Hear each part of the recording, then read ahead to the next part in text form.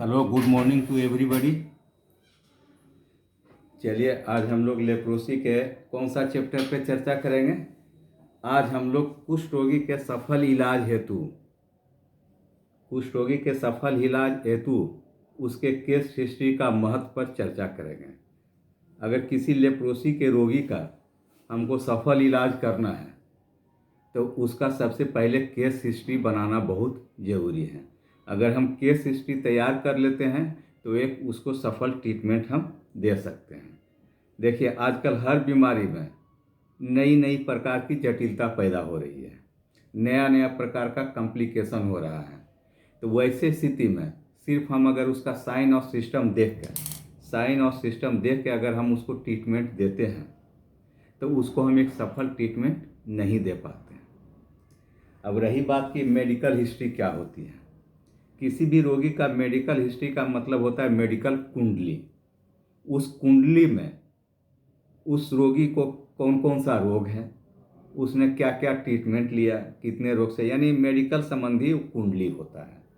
अब कुंडली की बात करते हैं तो अब आजकल लोग शादी ब्याह के लिए या पूर्व से ही शादी ब्याह करने के पहले कुंडली तैयार करवाते हैं।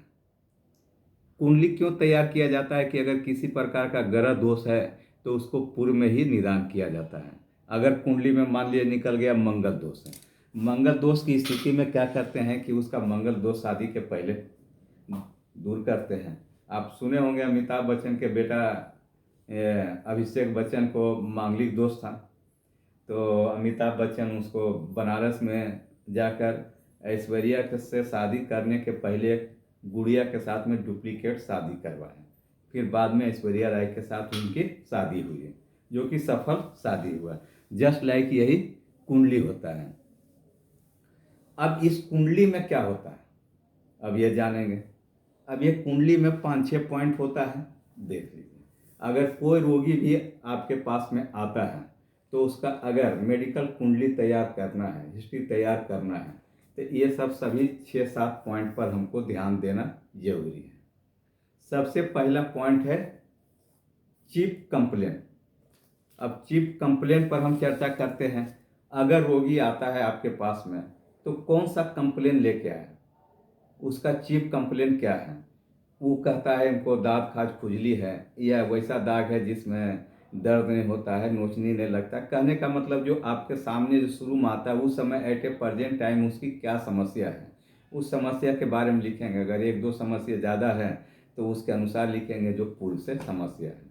दूसरा, जब उसका हिस्ट्री तैयार करेंगे तो हिस्ट्री ऑफ प्रेजेंट इलनेस, यानी वो जो बीमारी लेके आपके पास में पहुंचा है वो बीमारी का हम हिस्ट्री लेंगे।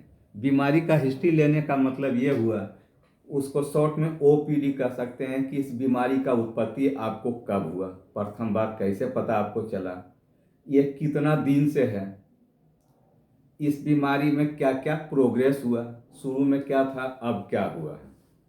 यानी ये सब हिस्ट्री लेने के बाद हमको ये पता चल जाता है कि अगर इन्फेक्शन का ये बीमारी है तो एक्यूट है, सब एक्यूट है या क्रोनिक है। जैसे लेप्रोसी का बीमारी होता है क्रोनिक होता है, बहुत लंबा समय में होता है। तो इस टाइप से हम उसका बीमारी का हम आकलन कर लेते हैं कि उसको किस टाइप का इन्फेक्शन है, किस प्रकार का बीमारी है या रिएक्शन है, क्या है नहीं है, इसकी में मदद हमको मिलती है। उसके बाद है ट्रीटमेंट हिस्ट्री। देखिए, ट्रीटमेंट हिस्ट्री। अब हम ये रोगी से पूछते ट्रीटमेंट हिस्ट्री में कि क्या ये बीमारी हुआ तो आपने इसका ट्रीटमेंट लिया या नहीं लिया, लिया तो कौन सा लिया। अब इसका लेप्रोसी में बहुत बड़ा ट्रीटमेंट हिस्ट्री का महत्व है। लेप्रोसी में क्या होता है कि कोई भी रोगी को जो उसके शरीर में साइन सिस्टम पैदा हो जाता है, उसके बाद अगर वो ट्रीटमेंट लेता है, जब ट्रीटमेंट स्टार्ट होता है तो ट्रीटमेंट के पहले उसको जो डैमेज हुआ उसकी क्षतिपूर्ति रिकवरी नहीं होती है। यानी जो शुरू का साइन सिस्टम अगर है, उस साइन सिस्टम उसको मरते दम तक बरकरार रहता है। ऐसे स्थिति में हम उसका ट्रीटमेंट हिस्ट्री लेते हैं कि एमडीटी कभी खाया या नहीं खाया। एमडीटी का काम होता है सिर्फ बैक्टीरिया को मार देना। तो अगर एमडीटी पूर्व में खा लिया है तो फिर उसको दोबारा एमडीटी खाने की जरूरत नहीं है। ऐसे स्थिति में कहीं पे अगर वो ट्रीटमेंट लेता है, सिर्फ अपना साइंस सिस्टम के आधार पर उसका ट्रीटमेंट होगा, तो बार बार उसको AMDT ही लिखा जाएगा, जो कि उसको फायदा कम नुकसान ज़्यादा होता है। इसीलिए इसका बहुत बड़ा महत्व है। अब देखिए, history of past illness. History of past illness यानी उसके पास में पूर्व से भी और भी कोई बीमारी है या नहीं है, इसका भी हिस्ट्री हम तैयार करते हैं। इस बीमारी के अलावे क्या रोगी को टीबी का बीमारी है, रोगी को हार्ट का बीमारी है, रोगी को जॉन्डिस है, रोगी को एनीमिया है, या रोगी कभी पूर्व में सर्जरी कराया है, क्या रोगी को बीपी का बीमारी है, क्या रोगी को शुगर का बीमारी है।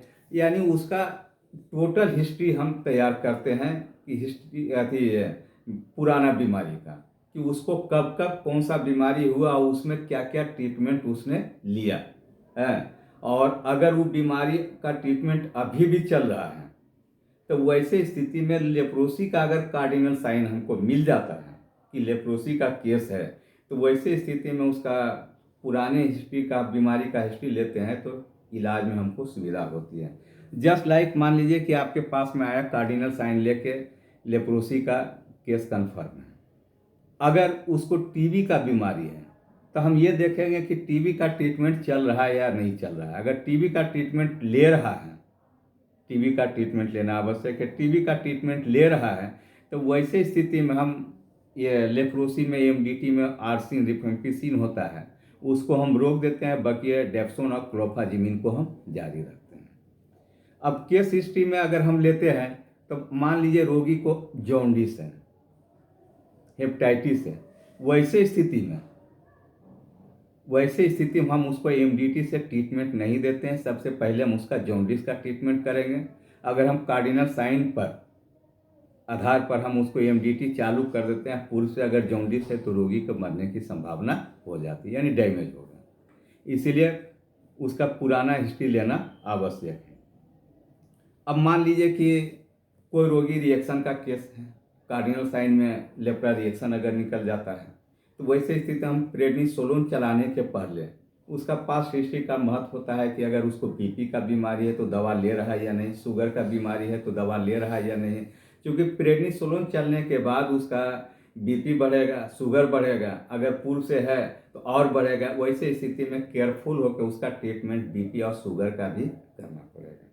अगर कोई रोगी ऐसा आता है जिसके पास में अल्सर है, वो कॉम्प्लिकेटेड अल्सर है, दुर्गंध वगैरह आता है, ये है, वैसे स्थिति में with reaction, cardinal sign with reaction आता है लेप्रोसी का, तो भी प्रेडनिसोलोन हम उसको चलाने में असमर्थ होते हैं। टीबी में आया, कार्डिनल साइन में रिएक्शन निकल रहा है, तो वैसे स्थिति में भी प्रेडनिसोलोन चलाने में दिक्कत होती है।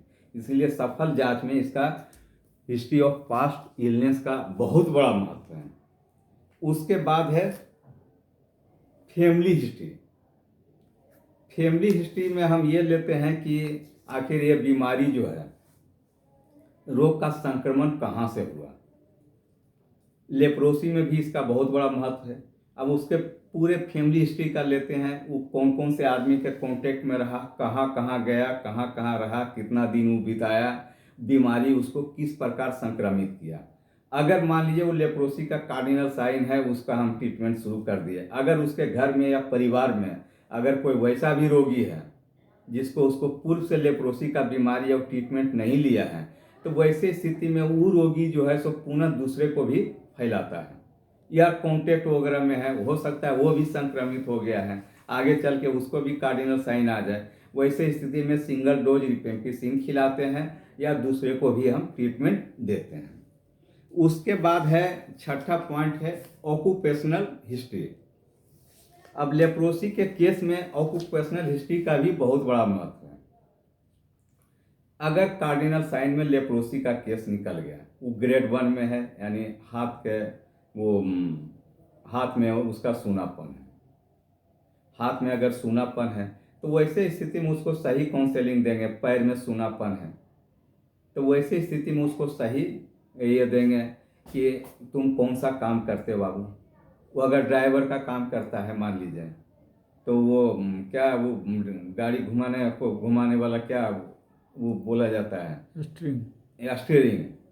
स्टेयरिंग में वो कपड़ा बांध के करेगा ताकि उसको घर्षण वगैरह से, उसको काउंसलिंग करेंगे कि घर्षण से, दबाव से, ये सब से बचा के रखो, गर्म चीज़ से बचा के रखो। उसको सही काउंसलिंग देने से उसका सफल हम इलाज कर देते हैं। अगर सही उसी स्थिति में अगर उसका सही काउंसलिंग नहीं देंगे, उसका पेशा के बारे में जानकारी नहीं लेंगे, वो गृहिणी है अगर उसको काउंसलिंग नहीं करेंगे, वो गर्म चीज़ छुएगी, खाना बनाएगी, रोटी बना रही है, हाथ जल जाएगा, उसको वैसे स्थिति में हम काउंसलिंग दे पाते हैं। इसीलिए ऑक्यूपेशनल हिस्ट्री का भी अपना एक अलग महत्व होता है। ये अंतिम पॉइंट है पर्सनल हिस्ट्री। पर्सनल हिस्ट्री का भी इस बीमारी में, लेप्रोसी में बहुत बड़ा महत्व होता है। एक्चुअली लेप्रोसी में जब आपका वो लेप्रा रिएक्शन टाइप 2 जो रिएक्शन होता है, वो रिकरेंट होते रहता है, रीओकरिंग होते रहता है, बार बार होता है। आप ट्रीटमेंट दीजिएगा वो ठीक हो जाएगा, फिर ट्रीटमेंट जब बंद कर दीजिएगा कुछ दिन के बाद ऐसा होता है। क्यों होता है? मेंटली परेशानी के कारण हो सकता है कि परिवार में लोग उससे दूर भाग रहे हैं, उसको परिवार से अलग करना चाहते हैं, भेदभाव कर रहे हैं, या उसको घर परिवार को चलाने में परेशानी आ रहा है, मेंटली वो परेशान रहेगा तो उसका इम्यूनिटी पावर कमज़ोर होगा। नतीजा है कि बीमारी और उसको आगे बढ़ेगी।